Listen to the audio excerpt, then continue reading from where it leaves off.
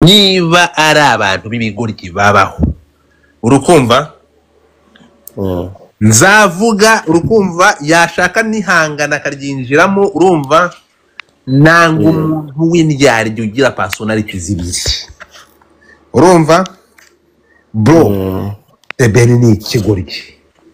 urumva The Ben ntabwo adusha amafaranga nta n'umunsi n'umwe okay cyane se natombora roto ufite amafaranga ya Ben ntabwo arara kuri izi live aho ngaho niho bera ikigoryi ese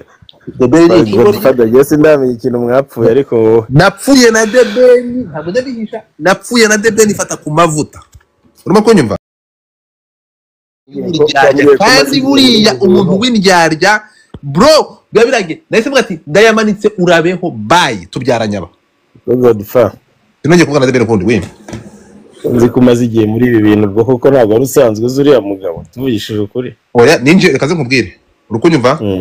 ninjiye muri industry ninjiye muri showbiz The Ben na Meddy amaze kujya i Burayi bamaze umwaka umwe bagiye mu mwaka bagiye 2008 ndeba atari n'icyenda gutya ninjiye muri biboro 2010 nibwo ninjiye muri showbiz urani muntu batanyanye na Prince Guma Guma urimo kumva ntabwo abatipiro nigeze bamenya urumva naraye amajuru buriya ndi kurwana nuko ba Knowless yatwara Prince Guma Guma bro nta ntara ntagiyemo urumva ewe gawe none njye nafashe miliyoni 2 iragenda zitambaza mu ntara hose kandi byatanze umusaruro ndi mu bintu byagize umusaruro vraiment yazaga kuri studio iwanjye tukarara amajoro urimo kumva turi guplaninga dushaka ari ama-t-shirt turabizi ko twakora ama-t-shirt nabaye muri team urabona team y'uduhene ya King James ndayizi gara kumwiba kwa David tukarara amajoro people babona umuntu hano mukaraba Godfather nkabona ibigorye ngo wowe ngo bro urumva ko Godfather urumva ko style ngiye nkuri imbere urukumva undi imbere ariko nyine urukumva urukunyumva ibi biboro rero ndabizi bro izikata ndazizi iyi muziki ndayizi urimo kumva iyi industry nyimazemo kabiri aba bamuyoboke ndabazi urukumva ubusambanyi bukabije bwo muri industry ndabuzi I know everything about this industry ariko nyine abantu bambona gutya naragarutse mu yindi show ya Godfather urukumva ubusambanyi bukabije urushatse kuvuga iki ndabuzi bro none kaze nkubwire ngiye ko ndi mu bantu urabona igitano cya PC Julius yakore muri Alpha Palace ndakibona urakibona twishura 5 kwinjira kiragiye saa 11 abantu igitaramo cyabaga kirangiye turi gutaha urumva tugiye dukomereza la Prince House urahabona Santa Rosa niko ndumva yitwaga yego dukata batagiye hari abagiye muri VIP bakajya KBC naragenda gari aha ntuza wacuranga wowe Alpha umugabo wa Kenzi ndamubona urumva epoke zanjye ndi kuzumva urumva nduwa none aha aziye rimwe na Melody Melody noneho Melody kiragiye yarabakinga muri musiguma yigeze no kunkorera ingoma kera ngira ngo urukunyumva noneho ngende muri biboro Bruce Melody namuhagara ifite njya bimubwira avuga ati mabera nyoko nagwaga ifite nuje kumwe ngo ntabwo twitari ya nyoko nuko atabakuza ubwo wabona burase kiragiye wagiraga imodoka ye baba we cyege nagiye imodoka nagiraga van y'inyamerika nziza cyane urukumva nahita nkumenye uvuze van abantu bari bazifite bari bake bari nka babiri uzajye nubaze Herve uramubona ufite BMW ndamuzi aha umuzi rero wabona urena manzi promo ninde wari ufite amafaranga genda iyo hirya ndakwiyamye wo gahambirwa we so tuvuyeyo urukunyumva niko mushite wanjye Godfather ndakora mu muri industry bacari na nina babakinga muri Primus Guma Guma urimo kunyumva ari njye ugurisha ifoto ya mbere ubwo se muri icyo gihe Alex yari ataraza baruma Alex kwase wabite byawe umusa nyine ndeba tipe hano ariko nyine tugarutse kuri iki kuri uyu mutipe sibyo guys mutapinga screen mukade kuri iyi Godfather bari umbwire hari ibintu naramenya mani kuri TikTok gutapinga screen bimara iki bituma ntuza igira birafasha iyo utapinga no kuri ifoto ya Godfather mukayitapingaho urabona ko ituma ntuza iba volume iragenda urabona ko ngubundi muri A1 I mean A2 kugera muri A1 ndashaka kugera muri A2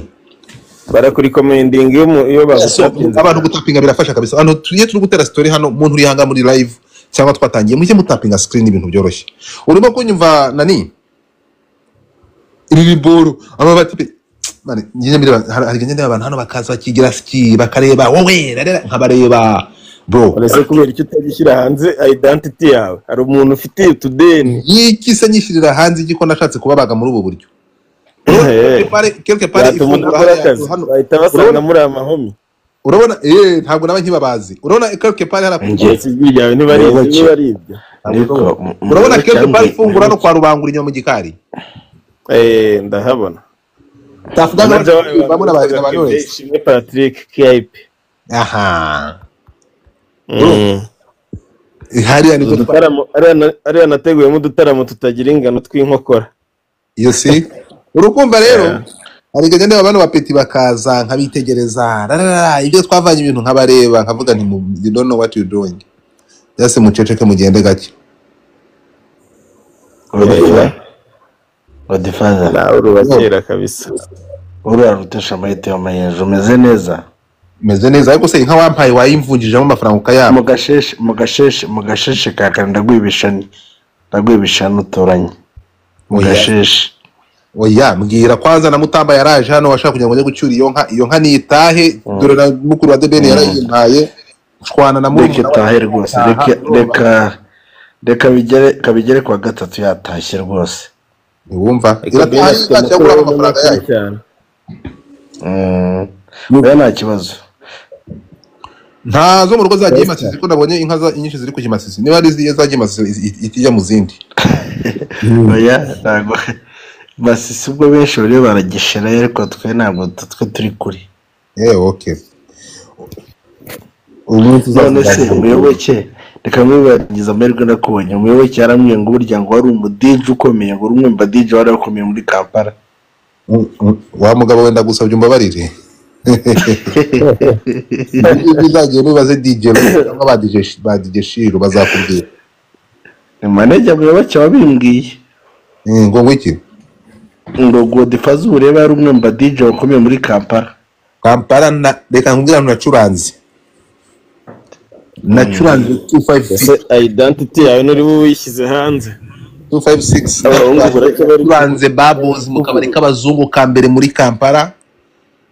Nacuranze Sheraton ndayibona Babos n'uyu munsi ira niyo iri muri bare zitazirangira ava muri izi ngize za ntuza ahandi hose ndakubwiye ntakaba nyine niki nuko banashaka kwishira hanze urukumva. Urumva muyoboke yaraguperereje arakuzi. Abo muyoboka nzi ari gita bimubwira ko yamumenye. Muyoboke ntabwo nzi namuhaye hint gatoya naranakumenye rega kukumenya ntago bigoye Gadfa nkanjye Grace yahise kumbwira ndanakumenya ariko Grace we Young Grace muzi ko ari wamufunguriye ubu email n'ibiki aha ya kurimbwa Young Grace yamufotora wirwa umuhobagiza uzi ko wakoreraga i Musanze icyo gihe. Young Grace yazaga hariya Young Grace yazaga iwanjye bro ngiye ko natwe abantu benshi muri Amerika ndi mu bantu mu Rwanda batangiye gufungurira abantu gushakira abantu green card kwa applying green card banyishura inoti ya 5 ngo 5 byabaga bivuze ubuhuha 5 byabaga biraho akaza nkamufungurira email none nkabikira na code yawe turamufotora baba gufite n'akapare ntabwo ari apare ngende mu bantu bakoreshaga D90 mu 2011 urumva icyo gihe kiragiye nagiye apare ya D90 yari professional niyo kamera yari ya mbere kaje virago niyo yari ya mbere kandi twarakoraga ama video man ndavuga ku ifoto ku ifoto birumvikana ku ifoto D90 kandi ona kiragiye abantu bari bagihumirije urumva ndi mu bantu batangiye amakuru kuri tele ba mbere ukora inkuru ntwara modeme mbere yo kushaka kwa uploading inkuru kandi uri kuri tele twakoreraga ikinyamakuru ntabwo ukizi nawe dukomeze muri aho ariko mu tapping screen nta kintu nabasaba urumva so tugarutse rero kuri Sebuja wa Costa urimo kunyumva tugarutse kuri sobuja wa Costa uriya mutipe icyo nzi cyo uramukunda Godfather nta muntu nanga urimo kunyumva nta muntu nanga ariko iyo baraguhemukira bitanga ukagumya unamukunda mu buzima reka ngukore Costa sibyo nobody can use me urimo kunyumva njyewe ikintu cya mbere nkora bro nkora background check y'umuntu nkamumenya before you enter in my life nkamenya this person is a good person cyangwa ni umwana ndekane nawe urukumwe so rero njyewe iyo nkubonye nkabona uraho namenyeye n'iri shyano kubera atake bamuteragaho navuganye n'uyu mutibe bwa mbere wowe ni gute umuhanzi umuziki wa Afurika umwita ishyano nawe ubeshya umuziki wuhe uretse aya matiko agenda clear wowe ugiye cyo kuzaba inshuti uretse gato utekereza ko uzaba inshuti kandi itabona nta gaciro ufite ndakubaza uzi ngo uzaba inshuti ya Debeni kurusha Fata ku mavuta ntago byapfa gukunda Fata ku mavuta yabaye inshuti ya Debeni birangira agiye mageragere yanga kumuha imbabazi Fata ku mavuta yari umuntu wa Debeni ku buryo Debeni yavaga Kampala akamubwira ati ngwino bari wunyakira Debeni umuntu wese bavugana baba bari inshuti nicyo kintu nyine akwicisha Debeni we agira karibi nk'akinzoka umuntu avuganye nawe akweza mugitangira yanagupfukamira ariko ntabwo abantu ushobora kumanipulatinga njyewe ndimo ariko ikintu cyakubabaje wowe ni uko gusa utari usanzwe umuzi wowe wari warishyizemo ko nyine umuntu wabwiye Debeni ni umudamu wavuye Toronto. Debeni amukoresha bro yamukoreye ubucuyi afata umudamu muvana muri Toronto ubona bibiri abantu bose bamukikije abarimo bakoresha hafi ya bose Debeni wa muntu ufata abantu urukumva ariko nawe ikintu mabwira ni ikindi njye bahereza fact kangubaze Constant Kampala imaze ng'imyaka Kampala kuyizamo semenge Kigali Kabeza ndavuga kuyizamo kuyizamo kuva mu 2019 kuva muri covid uri aho ngaho uri comfort uri comfortable muri Kampala njyayo nibwo natangiye kujyayo aya masaha uramutse ukoze ubukwe mu Rwanda nta bantu ba Kampala baza gutahira ubukwe bangana bati nakayabo wansobanura gute ko Debeni yamaze imyaka 10 muri Amerika agakora ubukwe ntagiye n'umuntu numwe umutahira ubukwe erega kuba umuntu muyumba ntago ari wo muri Amerika uri abanyambari ni muyumba wenyine kandi yaraje muri gahunda ze undi muntu ni kavuye waratashye so bireka kubwira kavuye so umunyamerika no yaratashye umunyarwanda yaratashye haro bita Dr. David ni kubikubwira ntibabura kubwire babiri nta numwe uretse muyumbu wenyine urimo kunyumva kandi nawe uretse gato kandi muyumbu nawe uri kunyumva muyumbu nawe nuko ari mu Rwanda muri gahunda zindi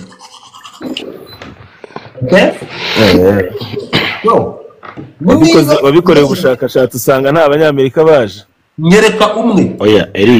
Eric we wenda Godfather aravuga bari muri showbiz naho hariya abenshi ahubwo abanyarwanda barimo imbere ari abari bakiya bava muri Kigali abasigaye bose bari abanyamerika nta n'uyu n'umwe muri kruye tujye no mu kazi akora no muri kruye nta n'umwe inde ngabo medali bo bakwishyuriye n'itike y'indege yagakuza naho turebe yagiye ariko bito byane ayo makuru ufite abarayanyayo nta makuru afite ibimenyetso nuko oya ibyo ngibyo rata niko X ni nkuko na Beni mu bukwe bwa Medatigiza atagaragayeyo usanga abantu bafite akazi uretse no kubutaha yaranaririmbye ngira ngo yanamuririmbyemo urukunyumva so the guy yarashoboye ariko ntabwo ashobotse ikintu mpamya ni uko we azi gukoringa imikino yiwe umuntu ari kubana na ariko ari abo atabizanaho benshi abantu umuntu kunyara cyangwa bamenya naga Debeni ntabwo nanga umuntu ariko njye mbwira umuntu amakosa yakikosora wenda Godfather akantu Godfather yangiye Debeni numva ko bapfuye ndongeyeho nkafata nk'akantu gatoya nyine ni gato cyane ni karagita yose y'abantu b'abaganda benshi n'abayari Godfather na Debeni nkafata nk'akantu gato, niyo mpamvu nagatindaho cyane kurumva nyine yagushuriye Godfather kubijyanye wenda no kuri iyo saga yafata ku yaramutunguye ku marangamutima yumvaga ari umuntu w'intama. Oya sanga nawe yambika uruhu rwayo. Ntabwo ariko bimeze kandi urabona Godfather njyewe urumva azo Godfather ntabwo uzi abantu benshi bababeshyi benshi cyane kandi ukomeza mukabana. Kushaka kunyigira na Godfather urukumva yakwigizeho Kamugi ninjye mu gutondagira buhoro buhoro. Iyo nshatse kunyigira banekereza ko ari nk'aga payment ka pending atigeze akemura. Nkubwira ikintu kimwe